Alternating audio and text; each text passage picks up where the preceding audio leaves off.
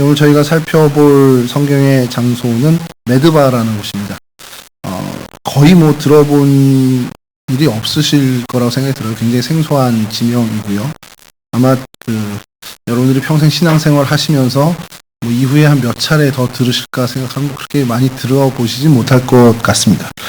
자, 요거를 오늘 좀 살펴보려고 하는데 큰 사건은 아니고 오늘 본문의 사건이 제일 여기서 있었던 가장 큰 사건이라 이 사건에 대해서 잠깐 살펴보려고 하는데 그 전에 숙제 검사를 좀 하겠습니다.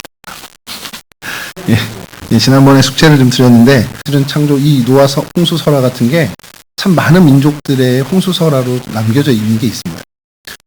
그렇게 하면 아브라함이 여호와 하나님에 대해서 뭐 경험은 못했어도 하나님을 인격적으로 만나거나 이런 건 못했어도 그 존재에 대해서는 인지하고 있었지 않았을까라는 생각에서 출발을 한 거예요. 그래서 이제 성경을 혼자 이렇게 열심히 하는데 어느 분이 또 그런 비슷한 얘기를 해서 제가 그때 신학생 때인데 그냥 계산 한번 해보지 하고서 했던 기억이 있습니다. 그리고 그때 나름대로 막 혼자 놀라운 걸 발견한 것처럼 그렇게 했는데 이미 그 앞선 신앙의 선배들이 다 했던 일을 저 혼자 한번 이렇게 해본 거죠. 그 이후로 좀 약간의 그 하나님이 아브라함을 부르셨을 때 그렇게 반응한 게 그냥 이해가 되는 거예요. 뜬금없는 신이 나타나서 야, 너 내가 지시할 때 오늘 가라. 이게 아니라 그 아버지들부터 그리고 노아 할아버지에게 들은 뭐 직접 만난지는 모르지만 노아 할아버지에 대해서 어쨌든 들어왔던 그 얘기에 그 하나님이 이분인가 보구나라는 생각을 하지 않았을까라는 생각합니다. 왜 그러냐면 아브라함이 태어난 생존에 있어요. 그게 놀라운 건데 한번 첫 번째 사진 좀 보여주시죠. 이게 어느 분이 요거를 좀 잘 정리해서 올렸는데 제가 거기다 한글을 좀 달았습니다. 요게 아담이 이제 0세로 기준을 해서요. 태어나서 아담이 930살을 살죠.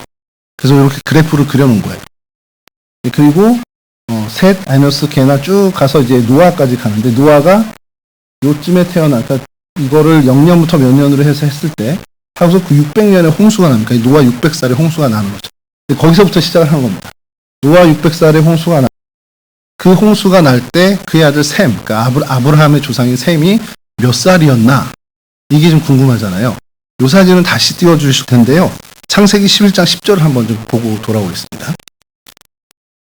셈의 족보는 이러하니라. 셈은 100세 곧 홍수 후 2년에 아르박삿을 낳았고 100세 때 아르박삿을 낳았는데 홍수 후 2년이래요. 그때가. 그러면 굉장히 아주 쉬운 산수입니다. 2년 전에 홍수가 났대요. 나는 100세의 아들을 낳았는데 그럼 2년 전이면 몇 살일까요? 아니요. 셈의 나이가. 100세의 아르박삿을 낳았어요. 근데 2년 전에 홍수가 있었대요. 이 셈 입장에서 98세에 있었던 거죠. 근데 98세 때 홍수를 경험하고 이제 100세에 이 아르박삿을 낳습니다. 아르박삿이 이제 창세기 11장 이후에 계속 족보가 나오는데 다시 그 사진으로 좀 가시죠. 그래서 셈이 100살 때 혹시 이 부분 조금 확대 될까요? 셈이 100살 때 아르박삿은 빵살이죠. 한 살이죠. 그렇게 계산을 해 가는 겁니다. 그래서 아르박삿이 35세 셀라를 낳아요. 그러면 셈이 그때 135세 때 셀라가 한 살이겠죠. 이런 식으로 계산을 해 가는 겁니다. 그래서 셀라가 30살 때 에벨을 낳고 또 에벨은 34살에 벨렉을 낳고 쭉 가서 데라만 좀 늦게 나요. 70에 아브라함을 낳습니다. 이렇게 계산을 해서 노아가 죽는 나이 950세까지 쭉 계속 해보면 아브라함이 태어난 때 노아가 죽던 그 해는 아브라함이 58세 되던 해가 됩니다. 저보다 나이가 많습니다. 저는 벌써 아버지가 없는데 아브라함은 뭐 그 사이에 뭐 아버지들 뭐 돌아가셨을 수도 있겠지만 뭐 죽은 사람도 있었겠지만 대다수의 할아버지들 다 생존해 있을 때거든요. 그러니까 아브라함이 58세까지 이제 시간이 가는 동안 노아 할아버지라는 분은 죽지 않고 아직도 살아있는 레전드, 살아있는 전설로 모든 인류에게 이제 주목을 받는 분이었다라는 거죠. 그러니까 충분히 그렇게 우리가 상상할 수 있다. 여기서 또 하나 궁금했던 게, 그러면 노아에서 아브라함까지 요만큼 오는데 몇 단계 안 거치잖아요. 하나, 둘, 셋, 넷, 다섯, 여섯, 일곱, 여덟, 아홉. 한 10단계 거치는 거란 말이에요. 인구가 그렇게 많지 않았을 텐데? 이런 생각이 들잖아요. 근데 여러분, 이 놀라운 것 중에 하나가 예전에 저희 중학교 때 선생님이 이 2배로 늘어나는 게 얼마나 무서운지를 알려주시기 위해서 저희들에게 한번 이렇게 문제를 내준 적이 있습니다. 너 한 달에 월급을 1억 줄게. 거기서 일할래? 아니면 첫날은 1원 주고, 둘째 날은 2원 주고, 셋째 날은 4원 주고, 그 다음 날은 8원 주고, 그 다음 날은 16원 주고. 그러니까 매일매일 일당으로 주는데 2배씩 늘어나는 거기서 일할래? 그러니까 언뜻 들을 때 1억 주는 데서 일하죠. 이렇게 다 대답을 했어요. 그래서 칠판을 가득 메워서 하나하나를 이제 한 겁니다. 그럼 그렇게 해서 30일이 지나면 얼마 정도 될 것 같아요, 여러분? 첫날은 1원이고요. 둘째 날은 2원이고, 셋째 날은 4원이고, 그 다음 날은 8원, 16원, 32원. 예, 그냥 계속 2배로. 그러니까 첫날은 1원만 받는 거예요. 둘째 날 2원 받으면 총 3원이죠. 셋째는 4원 받으니까 뭐 7원 이렇게 된단 말이에요. 정말 얼마 안 될 것 같거든요. 그걸 계산을 하면 30일이 되는 그날만 받는 액수는 5억 3,687만 원입니다. 이게 놀라운 거죠. 그 다음에 그 날만 받은 게 그거면, 그 전에 29일날 받은 걸 다 합산해야 되잖아요. 그거 다 합산하면 10억 7,374만 원입니다. 이게 2배로 늘어나는 기하급수의 놀라운 힘이거든요. 이때 당시에 노아가 노아는 뭐 세 아들밖에 없었으니까 그런데, 셈이 아르박삿을 낳은 거는 100세인데 100세 때 아르박삿만 낳느냐? 그렇지 않을 거라는 거죠. 아르박삿은 그러면 35세에 셀라만 낳냐? 아니요. 그 수백 년을 살면서 계속 자녀를 낳았어요. 그 자녀가 또 자녀를 낳고 그 자녀를. 지금 여기는 10대 정도밖에 안 되지만 2배로 느는 게 아니잖아요. 여기는 수십 배로 느는 거거든요. 계속 그 대에서. 그럼 어마어마하게 인구가 늘어났을 거라는 거예요. 지금처럼 60억까지는 아니어도 어마어마하게 그 근동, 그 지역이 뭐 여러 민족들이 생길 만큼은 충분히 사람들이 생겨났을 거라는 거죠. 성경을 읽을 때 혹시 이런 것들이 있으니 여러분들이 한번 이렇게 한번 읽어보시면 좋겠다는 마음으로 지난주에 숙제를 내드렸는데, 역시나 아무도 이렇게, 그래도 오늘 권우식 원사님께서 숙제를 내가 안 해왔네라고 하셔서 숙제가 있었다는 걸 기억해 주셔서 너무 감사했습니다. 예, 이렇게 그런 아브라함이 전혀 듣도 보도 못하는 하나님을 만나서 하나님의 지시함을 받았다라고 생각할 수도 있지만, 이런 모습, 이런 상황들을 보면 그 아브라함이 여호와 하나님, 홍수로 이 땅을 심판했던 그 하나님에 대한 존재는 인지하고 있지 않았을까라는 생각으로 좀 이제 출발했던 겁니다. 이런 어떤 이야기들을 잠깐 해보자는 얘기였고요. 이제 다시 메데바로 돌아와서 히브리어로 메데바는 고요의 물이 많은 강 해서 이제 저희로 치면 물 숫자죠. 그 물의 어원을 갖고 있는 단어입니다. 물이 많았다라는 것은 강물이나 이런 어떤 물이 풍족한 지역이었고, 이곳은 평지로 유명합니다. 그래서 다음 지도를 보여주시면, 예, 위치는 이제 저희가 팔레스타인 지도가 좀 익숙하시니까 요단강을 건넌 동편에 바로 자리 잡고 있습니다. 그 평지 지역에 자리 잡고 있죠. 여리고에서 건너편. 그러니까 모세가 느보산에 올라가서 그 가나안 땅을 바라보면서 이제 하나님께 가잖아요. 그 근처 가까이 있다고 보시면 되고, 다음 사진을 보여주시면, 예, 예루살렘이고 요단강을 건너서 조쯤에 있습니다. 그리고 여리고도 이제 보이고요. 다음 사진 보여주시면 좀 더 확실하게 좀 볼 수 있을 것 같습니다. 예, 여기가 오늘 저희가 하는 메데바고, 여기가 느보산입니다. 느보산이고, 여기 제리코라고 되어 있는 이곳이 여리고입니다. 여기를 통해서 이제 건너간 거죠. 이스라엘 백성이 건너갔는데, 이 지역이 이제 평야 지역이고, 저 위는 지금 현재는 암만이라고 하는 암몬의 수도, 옛날의 수도였던 라빠라는 곳입니다.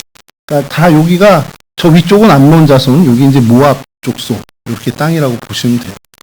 그래서 이렇게 이제 가까이, 뭐 어떻게 보면 성경의 어떤 그 예루살렘으로, 그러니까 가나안 땅을 정복하던 그 여정에 있었던 그 길목에 있던 곳이고, 그래서 이곳이 평지다 보니까 사실 많은 전투나 전쟁들이 일어났고, 실제로 이스라엘 백성이 출애굽해서 가나안 땅으로 들어가는 여정길에 있었고, 이곳에서 이곳을 차지하는 기사도 드러납니다. 그래서 성경에 등장하는 이 성경에 등장하는 메드바를 좀 찾아보면 민수기 21장에 첫 등장을 합니다. 21장 30절을 제가 좀 읽어드리겠습니다. 우리가 그들을 쏘아서 헤스본을 디몬까지 멸하였고 메드바에 가까운 노바까지 황폐하게 하였도다 하더라. 그러니까 이스라엘 백성이 가나안 땅 이제 요단 서편을 가기 전에 이 동편을 정복하는 과정에서 이 메드바가 등장을 합니다. 모압에게서 탈취한 땅이에요. 원래는 이제 아모리 족속이 이 모압 땅이었던 걸 자기네가 차지했다가 결국 이스라엘 백성에게 빼앗기는 그 장면입니다. 그리고 여호수아 13장 15절에서 16절에 다시 이 메드바가 등장을 하는데요. 이것도 좀 읽어드리면 모세가 르우벤 자손의 지파에게 그들의 가족을 따라서 기업을 주었으니 그들의 지역은 아르논 골짜기가에 있는 아로엘에서부터 골짜기 가운데 있는 성읍과 메드바 곁에 있는 온 평지와 그러니까 이곳이 평지였다라는 것을 저희가 여호수아서를 통해서 알 수 있는데, 그러니까 이제 가나안 땅 그 요단 서편을 점령하기 전에 요단 동편을 점령하면서 르우벤 지파와 갓 지파 그리고 므낫세 반 지파에게 이 땅을 나눠주죠. 그때 이제 르우벤 지파에게 먼저 나눠준 땅이 바로 이 지역입니다. 그 지역 안에 이 메드바가 등장을 합니다. 그리고 이곳이 평지다 보니까 역사적으로도 이 전투가 참 많이 일어났다고 해요. 그리고 성경에서 일어난 이제 전투는 오늘 저희가 읽었던 그 역대상에 있는 이 전투가 사실 가장 유명한 전투입니다. 그래서 이제 평지다 보니까 이제 전차들도 등장하고 이러면서 이제 싸움이 일어났다는 거죠. 그래서 오늘 본문 19장 7절에 이 메드바가 다시 한번 등장을 하는데 곧 병거 32,000대와 마아가 왕과 그의 군대를 고용하였더니 그들이 와서 메드바 앞에 진을 치매 암몬 자손이 그 모든 성읍으로부터 모여와서 싸우려 한지라. 병거가 32,000대 정도가 와서 싸울 수 있는 정도의 넓이라고 생각을 하시면 됩니다. 그리고 이사야에서 이 메드바가 다시 한번 등장을 하는데요. 이사야 15장 1절과 2절입니다. 모압에 관한 경고라. 하룻밤에 모압 알이 망하여 황폐할 것이며 하룻밤에 모압 기르가 망하여 황폐할 것이라. 그들은 바익과 디몬 산당에 올라가서 울며 모압은 느보와 메드바를 위하여 통곡하는도다. 그들이 각각 머리카락을 밀고 각각 수염을 깎았으며. 그러니까 이제 느보산도 이제 등장을 하고 메드바도 등장을 합니다. 그래서 이제 모압이 망할 것을 그리고 그들이 울며 하나님께 어떻게 보면 좀 통곡하는 그런 장면을 이사야가 경고를 하죠. 그리고 이거는 이제 메드바라는 단어는 등장을 하지 않는데 열왕기하 14장 25절에 여로보암 2세 때 이쪽 지역을 점령하는 기사가 나옵니다. 근데 이제 요거는 메드바가 언급되지는 않지만 성경학자들의 견해는 여로보암 2세 때 이곳 이 메드바까지 다 점령을 한 것으로 사실 보는 것이 가장 강력한 가장 강력한 학설입니다. 14장 25절입니다. 이스라엘의 하나님 여호와께서 그중 가드헤멜 아미떼의 아들 선지자 요나를 통하여 하신 말씀과 같이 여로보암이 이스라엘 영토를 회복하되 하맛 어귀에서부터 아라바 바다까지 하였으니 요 범위 안에 이 메드바도 포함된 것으로 성경학자들은 이야기를 합니다. 그렇게 이 성경에 이 메드바는 많이 나오지는 않습니다. 4-5차례 정도 등장을 하는데요. 그래서 많은 사건도 없고 오늘 이 다윗과 모압의 그 전투가 사실은 있었던 이벤트로는 어떻게 대표적인 것 중에 하나입니다. 이 메드바가 이제 역사의 자료에서는 좀 등장을 몇 번 하는데 이곳을 이제 발굴하다가 이제 모압 비석이라고 지칭하는 비석을 발견을 합니다. 그래서 거기에 여러 역사 기술이 써 있는데 그 기술에 의하면 북이스라엘의 오므리 왕조 있잖아요. 아합왕이 이제 속한 그 오므리 왕조 때 그 오므리 왕조 동안 40년 동안 이 북이스라엘에게 점령을 당해서 그러니까 조공을 바치는 이제 속국이 되었다라는 것을 발견을 합니다. 그래서 이스라엘의 소유였다라는 것. 그래서 계속해서 조공을 바치면서 군신 관계를 맺고 있었다라는 것이 이제 그 비석에 등장을 하고요. 그 다음에 이제 메사가 메드바를 다시금 재건했다라는 이제 그 기록이 이 비문에 또한 등장을 합니다. 이렇게 이제 역사 자료나 이런 걸 통해서도 이 메드바가 좀 등장을 하는데, 사실 이게 이제 그 신구약 중간 시대에, 그러니까 예수님의 그 우리 등장하는 신약 이전의 이스라엘 역사에 조금은 좀 중요한 자리로 등장을 하는데요. 그러니까 마카베오 시대에 이 메드바가 마따디아의 장자인 요한을 살해한 그 시족이 있습니다. 얀불이라는 시족이 있는데 그 사람들의 거주지고 요충지였습니다. 그러니까 이제 그 장자가 죽었잖아요. 마카베오 시도에. 그러니까 이 요나단과 이 시몬이, 그러니까 마카비의 가문의 요나단과 이 시몬이 이를 보복하는데 요한 히르카누스라는 사람이 선봉에 서서 이곳을 6개월간 포위한 끝에 메드바를 함락시키는 기록이 있습니다. 그때 이제 마카베 시절이는 좀 그래도 굉장히 무력적으로 강력한 힘을 갖고 있었던 때니까 그런 기록들이 있어서 이 마카베오 시대의 어떤 역사적인 그 부분에 있어서는 이 메드바는 좀 중요한 그 굉장히 획을 긋는 전투에 그러니까 이제 그렇게 군사적 작전을 피고 군사력을 보여주면서 어떻게 보면 그 군사 정권으로서 힘을 이제 갖게 된 굉장히 중요한 계기가 되는 것으로 평가를 하고 있습니다. 그리고 이 메드바는 비잔틴 시대에 와서는 굉장히 기독교의 중심지로 번영을 하게 됩니다. 그래서 이곳에 교회들이 번성을 해요. 그래서 굉장히 번성해서 그 세계의 이제 그 협의회가 있잖아요. 교회들이 이제 교회 공교회 이제 공의회가 생기는데 뭐 니케아 공의회라든지 이제 칼게돈 공의회에 451년에 있었던 칼게돈 공의회에 이제 참여를 대표를 보내는 그 정도의 위용이 성장을 한 교회가 있었던 것으로 기록이 되어 있습니다. 그러니까 칼게돈 신조는 저희가 잘 알듯이 예수님의 신성과 그리고 인성을 이제 완벽하게 이제 보완해서 그 신조를 이제 만든 거죠. 참신과 참 하나님이시는 예수 그리스도를 믿는다는 것이 칼게돈 신조의 핵심인데 그 칼게돈 신조를 이제 고백하게 된 게 이제 칼게돈, 지금 현재 튀르키예 땅에 있는 칼게돈에 거기서 여러 교회 대표들이 동방교회, 서방교회 다 모여서 공의회를 열 때 이곳 메데바의 대표가 이곳에 갈 정도로, 그러니까 이제 대표성을 그만큼의 어떤 큰 그리스도인들이 있었던 그런 지역으로 보여집니다. 1880년에 한 가지 여기에 좀 새로운 일이 하나 있었던 것이 성경의 이제 길하레롯이라는 저 남쪽에 광야 남쪽에 지금 케락이라고 하는 도시에 기독교인이 한 2,000명 정도가 모여 있었습니다. 근데 계속해서 이제 핍박이 힘들다 보니까 이들이 탄원을 해서 자기네들이 신앙생활을 좀 할 수 있는 곳으로 이주시켜 달라. 그래서 그들이 신앙생활을 할 수 있도록 이주시켜 준 곳이 바로 이 메드바입니다.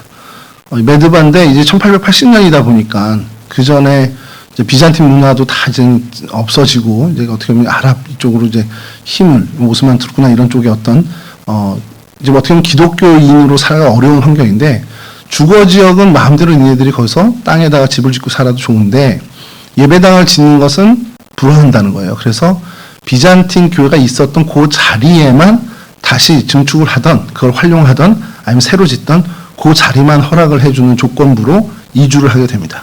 그리고 그때 정착해서 세운 교회가 오늘 저희가 있는 성조지교회라는 교회인데 그 교회를 세우면서 비잔틴 시대에 어마어마한 이제 유적들을 발굴하게 됩니다. 이제 그게 오늘 저희가 좀 살펴볼 그 현재 이 메드바라는 곳의 어떤 그 모습입니다. 그래서 첫 번째 사진을 보여드리면 이 메드바가 현재는 마다바라는 이름으로 이제 등장을 합니다. 지금 현재 요르단 마다바라고 이제 불리고 있습니다. 그래서 뭐 이제 모스크가 항상 가운데 있고 이렇게 그냥 평온한 마을입니다. 다음 사진 보여주시면 예, 이 마을 그냥 동네 도시 풍경이 이렇습니다. 뭐 큰 높은 건물도 없고 높은 건물이라고 해봐야 이제 그 모스크의 미나렛 정도가 제일 큰 그런 건물 정도고 다음 사진 역시도 여기 뭐 터미널이라고는 써 있는데 아무리 봐도 제가 터미널이 안 보이는데 저기 어디 이제 버스들이 쓰나 봐요. 그래서 그 터미널 사진이라고 누가 올려줬더라고요. 그래서 이렇게 그냥 높은 건물 없이 많은 인구들이 그냥 사는 그런 굉장히 전형적인 아랍 도시의 모습입니다. 다음 사진도 마찬가지고요.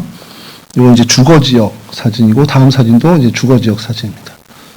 예, 이런 정도의 모습을 갖고 있다라고 하는데 여기서 이제 주목하고 싶었던 것은 다음 사진 지도인데요. 예, 여기가 이제 방사형으로, 그러니까 굉장히 오래전부터 발전된 도시다 보니까 중심에서 이렇게 방사형으로 이제 도로들이 뻗어가 있습니다. 그래서 여기에 요 네 군데를 좀 보려고 해요. 그래서 여기가 마다바 고고학 공원이라는 곳이 있고요. 네, 감사합니다. 그 다음에 여기가 세례 요한 성당이 있습니다. 그 바로 옆에. 그리고 마다바 지도라고 한 것이 아까 얘기한 성조지 교회입니다. 지도라고 한 이유는 잠시 좀 알려드리겠습니다. 그리고 이건 마다바 고고학 박물관이 또 있고요. 여기에 희한한 이름이 하나 있어서 어포스톨 처치라고 해서 사도교회가 있습니다. 요 네 군데가 이 마다바를 이제 검색하면, 그러니까 마다바죠. 그러니까 메드바, 성경의 메드바, 오늘날 마다바를 검색하면 이곳이 딱 떠요. 그리고 기독교와 연관돼 있는 사실은 유일한 곳들입니다. 이곳이. 그래서 먼저 그 성조지 교회는 이게 이제 영어 발음으로는 조지인데 게오르기우스라고 이제 원래 그 사람의 이름은 게오르기우스로 합니다. 그 성인의 이름은 여기에서 이 아까 말씀드린 이주민들이 교회를 지으려고 이렇게 터를 닦다 보니까 이 교회 무너진 교회터에 비잔틴 시대에 무너진 교회터에 흰 모자이크를 발견합니다. 그 모자이크가 성지 순례 지도예요. 그러니까 초대 교부 때부터 이 비잔틴 시대까지 이어온 많은 기독교의 순례자들이 예루살렘을 중심으로 한 그 팔레스틴 지역을 순례를 하잖아요. 그 순례를 하는 그곳에 대한 지도를 만들어서 바닥에 새긴 겁니다. 모자이크로.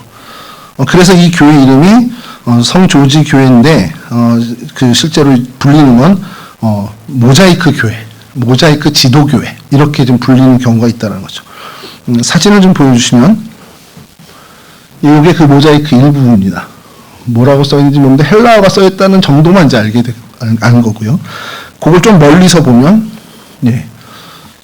이렇게 다 이제 하나하나 모자이크했는데 이제 저 요단강이 흐르고 거기에 어떻게 뭐가 배치되어 있고 어디로 가면 뭐가 있다라는 걸 이제 보여주는 건데 자 이걸 좀 더 멀리서 보여주면 예, 이게 더 헷갈리죠. 예, 이렇게 다 하나 있는데 그래서 고맙게 이거를 관광객들을 위해서 딱 이런 모양이야라고 정리해서 거기다 설치를 한 그 지도를 보여드리면요. 이렇게 되어 있습니다. 그래서 뭐 번호가 다 있죠. 1번이 뭐고 2번이 뭐고 해서 다 저기 영어랑 아랍어로 다 써 있습니다. 그래서 1번이 예루살렘입니다. 1번을 수능님 찾기는 1번을 찾아보시죠. 1번이 여기 있는데 여기가 예루살렘이고요. 예루살렘이고 이걸 어떻게 보셔야 되냐면 이쪽이 요단강입니다. 이쪽이 남쪽입니다. 이쪽이 북쪽이고 이쪽이 남쪽이고 여기 사이가 이게 요단강이고 이게 사이입니다. 그러니까 약간 우리가 평소에 보던 그 팔레스틴 지도를 눕힌 거라고 보시면 돼요. 자, 그래서 제가 가만히 있을 수 없잖아요. 이걸 여러분들이 그래도 보셔야 되겠다 싶어서 다음 사진 보여주시면 그래서 우리말을 좀 달아봤습니다. 조금 좀 흐릿하긴 한데 여기 예루살렘이 있고요. 그 밑으로 남쪽으로 베들레헴이 있고 더 남쪽으로 헤브론이 있습니다. 그리고 그 예루살렘 동편으로 여리고가 있고 이제 요단강이 흐르고 사해가 이렇게 있죠. 저기는 뭐 이제 무슨 그 몇 가지 뭐 요베 동굴, 로세 동굴 교회 수도원도 있고 이렇게 있는데 이런 식으로 그리고 멀리 저 애굽까지 시내산이 있고 나일강 유역의 고생 지역까지 이렇게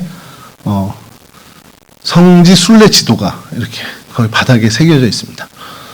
그러니까 이 성지 순례가 굉장히 오래 전부터 비잔틴 시대까지 이 순례자들이 순례했던 이제 기록을 간접적으로 보여준다라는 거고요. 그리고 저는 정확히 모르는데 그 홍순아 목사님이 이 지도를 한번 이제 언급을 한 적이 있으시더라고요. 그러면서 그 자료에는 이 예루살렘에 제가 자세히 이제 사진을 더 해상도가 좋은 걸 못 구해서 그런데 이 예루살렘에 여기 써있는 요 그림이 예수님 그 돌아간 십자가 그 골고다 그때 거기 기념교회가 세워졌는데 그 기념교회를 저기다 새겨놨대요. 그렇게 새겨놨고 또 뭐 이제 베들레헴 같은 경우는 예수 탄생 기념교회 그렇게 돼 있고 헤브론이라고 돼 있는 저쪽에는 저희가 얼마 전에 지난 몇 주 전에 봤던 막달라 굴 있잖아요. 막달라 굴 그 그림을 새겨놨답니다. 아마 자세히 들여다보면 그런 것들이 이제 그림으로 모자이크가 돼 있는 것 같아요. 그러니까 이렇게 굉장히 견고하게 오래전부터 비잔틴 시대부터 이렇게 성지 순례의 어떤 여정들을 순례자들을 위해서 이 교회가 제공했다라는 것을 이제 보여주고 있습니다. 이게 이제 모자이크 교회고요. 모자이크 교회가 아니라 성조지 교회인데 모자이크 지도 교회라고 이제 불리는 교회에서는 유물입니다. 그리고 두 번째로 아까 말씀드린 사도교회라는 곳이 있는데 사진 보여주시면 그냥 이렇게 예배당입니다. 이렇게 직사각형 예배당인데 이 안에가 이렇게 생겼습니다. 보여주시면 네, 다음 사진 이렇게 바닥에 여기도 모자이크가 있는 거예요. 근데 이제 그 비잔틴 시대의 문화가 모자이크인데 왜 근데 여기를 사도교회라고 칭했을까? 근데 사실은 이 바닥에 새겨진 것은 탈라사라는 이제 바다의 신으로 이제 그 그리스 문화에 있는 그 신이 새겨져 있어요. 그럼 기독교적인 것도 아닌 것 같은데라고 생각이 드는데, 이 교회 예배당을 지을 때 그리고 이 모자이크를 새길 때, 그러니까 예술품으로 새겨놓은 겁니다. 그 우상 숭배로 한 게 아니라 뭔가 이제 예술품으로 양탄자를 깔듯이, 그러니까 모스크에서 양탄자를 깔듯이 교회 바닥에 이제 모자이크를 하는데, 이게 굉장히 이제 그 고임금의 작업이랍니다. 장인들이 와서 하는데 그 비용이 비싸대요. 그래서 그 장인들을 어떻게 보면 고용하기 위한 돈을 이제 후원자들이 기증을 하는데, 그때 이제 많은 후원자들을 이제 이름을 새긴답니다. 거기에 새기고, 이 모든 후원자들이 사도들을 위하여라고 해서 맨 밑에 이제 그렇게 새겨놓은 거죠. 그러니까 사도들에게 헌정한다라는 의미를 이제 새겨놓은 거예요. 그러다 보니까 사람들이 이게 사도들한테 헌정된 교회야. 그래서 사도교회로 이제 불리게 됐다라는 겁니다. 그러니까 사도들과의 어떤 그 연관이 있는 게 아니고, 그렇게 사도들, 그러니까 12사도를 위해서 헌정된 교회로. 근데 이때 당시의 문화가 뭐냐면, 교회 예배당을 지으면 12사도가 됐던 성인이 됐던 한 사람의 이름을 좀 기념을 합니다. 그래서 포 베드로라든지 포 바울이라든지 이렇게 바울을 위한 교회, 바울을 기념 예배당 이런 식으로 짓는데, 이 교회는 이제 독특하게 사도들 전체에게 헌정하는 교회로, 그래서 그런 독특한 그런 어떤 특색을 가지고 있다라는 거고요. 다음이 이제 세례 요한 성당이 있습니다. 여리고 그 요단강에서 가까워서 그런지 예수의 수세 자리가 이제 그 사해 바로 북쪽에 그쪽이라고 이제 추정을 하는데, 거기서 사실 멀지는 않아서, 그래서 세례 요한하고 이제 연관이 있나 그랬더니 그건 아니고요. 이렇게 생긴 예배당입니다. 이게 비잔틴 시대 때 생겨가지고 이제 복원을 한 거죠. 내부는 다음 사진 보여주시면 그냥 여느 성당과 같습니다. 거의 어느 성당 같은데, 이제 여기 독특한 게 뭐냐면 공개는 안 합니다. 그래서 지하로 내려가는 입구만 이제 사진을 얻었는데요. 다음 사진 보여주시면 이 예배당 지하로 내려가면 이렇게 통로가 있습니다. 보통의 성당의 지하는 무덤을 이제 해놓는데, 여기 이제 그런 무덤 외에 독특한 것이 하나가 있는 게 엄청난 큰 수조가 하나 있어요. 그 수조가 요단강물을 이제 퍼서 여기다가 담가 놓고 아마 침례를 행했던 것 같습니다. 그렇게 추정을 하는데, 절대 공개를 하지 않습니다. 그래서 그래서 그 수조를 하면서 이 교회를 세례 요한에게 헌정을 한 겁니다. 그러니까 이제 세례를 집중하는 어떤 그 예배당으로 쓰이다 보니, 세례 그러면 세례 요한이야. 그렇게 해서 세례 요한에게 헌정하는 그런 어떻게든 세례 요한과 연결 지으려고 했던 그런 모습으로 이 교회 이름이 지어지게 됐다라는 것이죠. 그래서 그 수조를 기념을 삼아서 세례 요한 성당이라고 이제 이름을 붙이게 됐다라는 겁니다. 그리고 이제 아까 봤던 그 고고학, 마다바 고고학 공원이라는 곳인데요. 그것은 야외에도 여러 유물이 있지만 이제 실내 유물들도 있는데, 보여주시면 이것도 역시도 이제 그 모자이크인데, 이 모자이크가 의미를 갖는 것이 다음 사진을 보여주시면, 이거 이제 반대편에서 찍은 겁니다. 이렇게 건물 아래에 모자이크들이 있습니다. 의미가 있는 것이 다음 사진 보고 말씀을 드리죠. 이제 밖에는 이렇게 모자이크로 담이 다 돼 있습니다. 이건 이제 당시 비잔틴 시대의 그리스도인들의 생활상을 이제 그려놓은 겁니다. 그러니까 신앙생활하는 모습, 또 같이 예배드리는 모습, 그리고 또 봉사하는 모습, 이런 것들을 이제 새겨놓은 것으로 이제 의미를 갖는 그런 이제 유적들이 있어서 이것을 고고학 공원으로 지정해서 지금까지 요르단 정부에서 지금 어떻게 보면 관리를 하고 있는 상황이고요. 다음은 이제 고고학 박물관인데, 여기는 다음 사진 보죠. 야외에 있는 요 유물 외에는 다 실내에 들어가 있는 박물관입니다. 다음 사진 보여주시면 이게 당시에 기독교인들이 교회에서 사용했던 토기 그릇들이고, 그 다음 것들 역시도 다음 사진 여러 장신구들을 이제 여기서 이제 출토가 된 거죠. 그래서 그걸 전시하고 있는. 그러니까 크게 문제는 아닌데, 이제 왜 의미가 있냐? 이 요르단이 아랍 국가잖아요. 그 아랍 국가에서 기독교 물건들, 기독교적 고고학적인 어떤 영향이 있었던 것들을 전시하는 의미를 갖는 그런 이제 고고학 박물관으로 좀 의미를 갖고 있습니다. 그래서 결론적으로 이 마다바라는 곳은요, 비잔틴 시대에 기독교가 어땠는지를 가장 잘 보여주는 그러한 도시로 유명합니다. 그러니까 로마 시대나 로마 지역이나 튀르키예 지역의 비잔틴 시대 유물들은 많죠. 그리고 보존도 잘 돼 있고. 근데 이쪽 팔레스틴 이쪽 인근에 비잔틴 시대의 초기 기독교가 어떠한 모양이었는지는 사실 자료가 굉장히 빈약합니다. 근데 그런 것에 대해서 정말 어떻게 보면 밀접하게 볼 수 있는 그것이 이 메데바에 있는 여러 유산들이라는 것. 그래서 이곳이 좀 많이 의미를 갖게 되고, 특별히 아까 말씀드렸던 그 마다바의 모자이크 지도교회, 여기 있는 그 지도는 세계 교회사에 어디에도 없는 성지순례 지도입니다. 사실 그것은 뭐 양피지하고 이렇게 해서 갖고 다니면 제일 좋은데, 그러지 않고 아예 교회 바닥에다 이제 새겨놓은, 그리고 그때 당시에 예루살렘의 특색 있는 어떠한 예배당이라는 유적지 기독교 의미 있는 장소를 새긴 것으로도 이제 유명한 그런 의미를 갖고 있는, 굉장히 이제 비잔틴 시대의 그 기독교인들의 생활상을 잘 반영한 도시, 그리고 그것을 아주 정말 보존 상태가 좋은 상태로 볼 수 있는 그런 의미를 가진 도시로 여겨지고 있습니다. 그래서 오늘은 이곳에서 이제 일어난 사건인 오늘 본문의 이야기죠. 오늘 본문의 이야기 역대상 19장의 이야기인데, 이걸 지난주에도 한번 말씀을 언급했던 부분입니다. 그 수염을 깎고 그 볼기 중간까지 옷을 잘라서 수치와 모독을 준 사건. 이래서 암논과 다윗이 이제 전쟁을 치르게 되는 그 사건입니다. 발단은 그렇게 되죠. 암논 왕 나하스가 죽게 됐는데, 이 다윗이 이 나하스 왕에 대해서 그래도 좀 존경을 갖고 있었던 것 같아요. 그래서 그의 죽음을 애도하기 위해서 사절단을 보냈는데, 이 사절단을 보낸 그 우호적인 마음을 완전히 오해를 하죠. 그 아들 한운이 오해를 해서 염탐꾼이다. 그리고 주변에 그 이간질하는 사람들, 다윗과의 관계를 틀어지게 하고 싶어 했던 사람들이 당신의 부친을 존경해서 온 게 아니야. 이거 염탐하러 온 거야. 라고 계속 옆에서 하다 보니 그 말에 또 어떻게 보면 넘어가서 이들에게 모욕을 주게 되죠. 뭐 수염을 깎는다는 건 뭐 저희 조선시대 때도 그랬지만 굉장히 모욕적인 행위였고 모독하는 그런 모습입니다. 더더군다나 의복을 훼손하는 것, 이런 것들은 굉장히 큰 모욕감을 주는 일이죠. 그래서 이런 일을 보면 결국엔 출발은 오해에서 시작이 됩니다. 이게 사실 전쟁까지 치를 일은 아니거든요. 그러니까 조문을 왔는데 좀 조문 나온 게 기분이 나빠. 그럼 그걸로 끝날 수도 있는 일인데, 그걸 오해해서 면박을 주고 모욕감을 주고 해서 결국 그게 전쟁으로까지 이어지게 되는 굉장히 어리석은 선택을 한 것을 저희들이 보게 됩니다. 그래서 사람과 사람 사이에 이 오해가 있다면 결국 그것은 불신으로까지 분명히 이어진다라는 것이죠. 오늘날 우리의 삶 속에도 그런 모습들이 좀 있는 것 같습니다.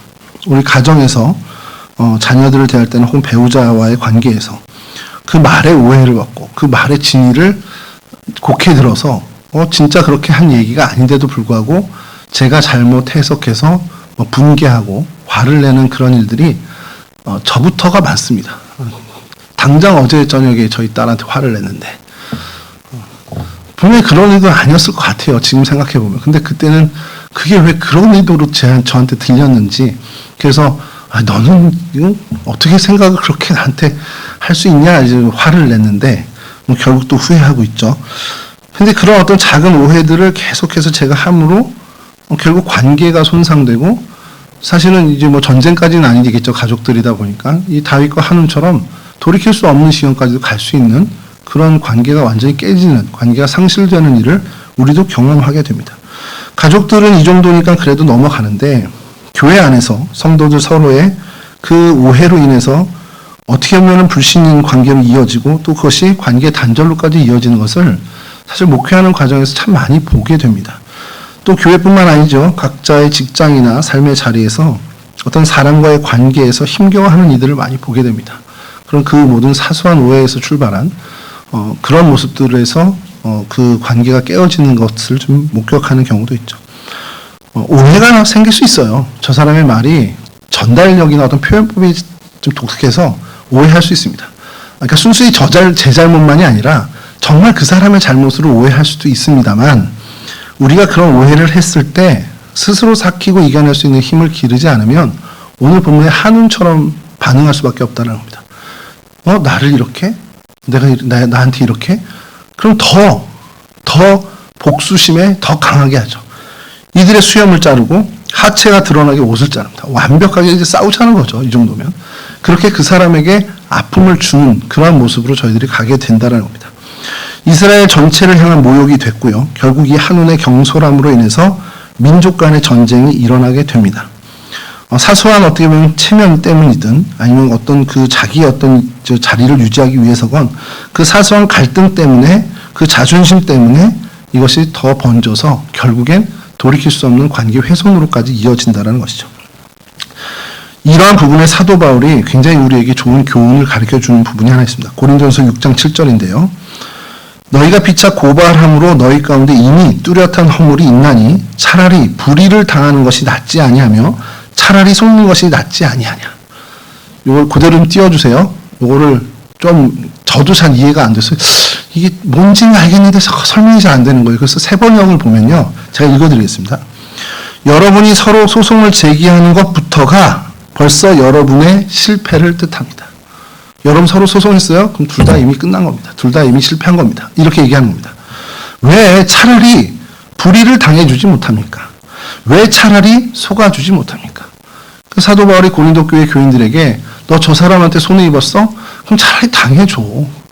그걸로 갈등까지는 가지 말고 싸움까지는 가지 마. 이게 사도 바울이 고린도 교회를 향한 어떻게 보면 정말 권면입니다. 억울하죠. 이거 굉장히 우리 편에서 보면 억울해. 왜 나만 당해? 이럴 수 있는데 주님이 우리에게 하시는 말씀은 그냥 네가 참아. 네가 당해줘. 네가 좀 손해봐. 아니, 네가 차라리 그냥 속아주는 게 나아. 그걸로 갈등을 일으키고 싸움이 되면 그는 서로에게 망하는 길밖에 안 돼. 이 얘기를 해주시는 겁니다. 불필요한 전쟁, 그 불필요한 갈등 모두를 패배자로 만든다라는 것이 성경이 우리에게 하시는 말씀입니다. 이와는 정말 반대되는 그 사람이 오늘 본문에도 등장을 하는데 바로 다윗의 장수들 요압과 그 장수들입니다. 서로 갈등하는 모습과 대조적으로 그는 싸움터에 나가면서 그 동생들과 협력의 관계를 긴밀하게 해줍니다. 야, 네가 질 것 같으면 내가 너 도울게. 내가 나를 상대하는 저 암몬이 좀 세면 네가 나를 도와다오.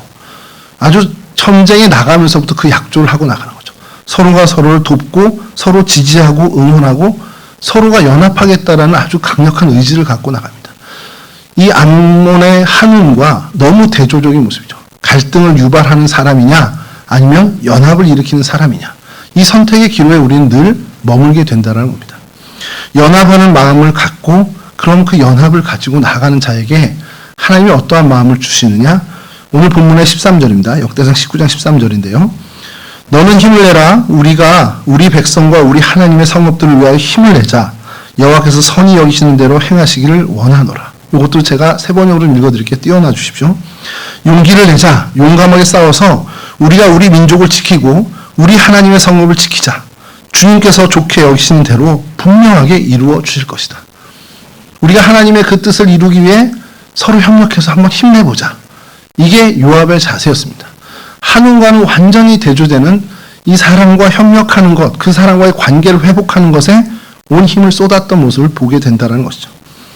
그리고 그 결과를 하나님께 맡기는 믿음의 고백을 합니다. 우리가 사실은 뭘 할 수 있겠습니까? 이 세상을 살아가면서 저희의 힘으로, 순수 저희의 힘으로 할 수 있는 게 사실 얼마나 되겠어요. 다 하나님이 해주시는 것인데, 그렇다고 그러면 이거 다 하나님이 하실 거니까 난 두 손 놓고 두 발 놓고 다 내려앉고 그냥 주저앉는 게 아니라 내가 할 바를 하라는 겁니다. 결과는 하나님께 있지만 내게 맡겨주신 그 일은 내가 해야 된다는 거예요. 그게 하나님이 우리에게 원하시는 모습이라는 겁니다.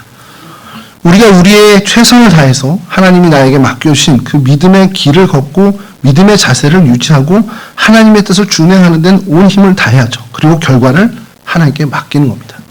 특별히 사람을 대하는 사람과의 관계에서 이와 같은 힘을 쓰라는 겁니다. 사람을 좀 더 이해하려고 노력하고 그 사람이 좀 부족하죠. 그 사람이 부족하고 나를 자꾸 마음 아프게 하고 내 오해를 불러일으키지만 그래도 한 번 접어봐. 그래 10번을 못 참아. 그래 그러면 한 반이라도 참아봐. 반도 못 참겠으면 2-3번이라도 참아봐. 이것을 계속 우리가 끊임없이 노력해야 한다는 겁니다.